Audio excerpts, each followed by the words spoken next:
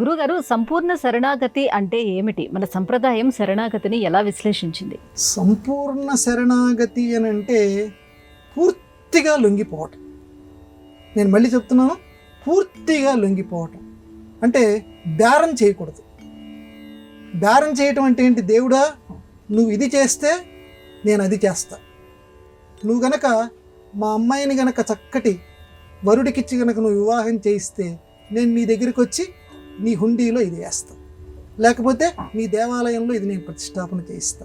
అంటే ఇది స్వామివారితోటి పెట్టేటువంటి ఒక బేరం. అది శరణము కాదు, అది శరణాగతి కాదు అంటుంది మన సంప్రదాయం. దేవుడి దగ్గర మనం నమస్కారం చేసుకునేటప్పుడు సర్వము నీదే, నువ్వేం చేయదలుచుకుంటే అది చేసుకో. దేవుణ్ణి ఎప్పుడూ కూడా మనం ఒక అధికారిలాగా మనమే నువ్వు చేయవయ్యా అని ఏనాడు కూడా మనం కోరుకోకూడదు. కోరుకోకుండానే స్వామి అనుగ్రహిస్తాడు. ఎప్పుడూ కూడా కోరుకున్నవాడి కంటే కూడా కోరుకోనటువంటి వాడినే దేవుడు అనుగ్రహిస్తాడని చెప్పి ఉపనిషత్తు చెప్తాం. మన సంప్రదాయం అంటే మన మనస్సు. ఎందుకంటే రామకృష్ణ పరమహంస చెప్పినట్లుగా చీమ కాలికి ఉన్నటువంటి బంగారు మువ్వ సప్పుడుని వినగలిగినటువంటి దేవుడు మన మనస్సులో ఏమున్నదో ఆయనకి తెలియదా?